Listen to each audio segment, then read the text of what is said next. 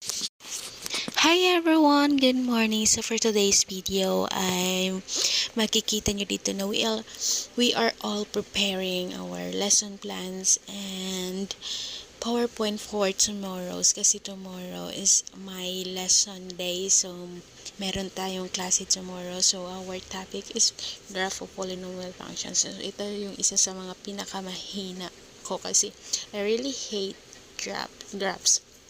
I know, since we are a teacher, since we are aspiring teacher, so we have to do this. So, yan. So, nag-prepare lang kami dyan. And then, this time, tapos ko na yung aking lesson plan. So, this time, ginagawa ko na lang yung aking PowerPoint. And then, merong mga teachers na pumunta dito kasi nga ang dami namin gagawin pala. Kami pala yung gagawa ng third grading periodical test ng mga bata. Kaya, ayun. So, I'm so excited. So, please enjoy watching it.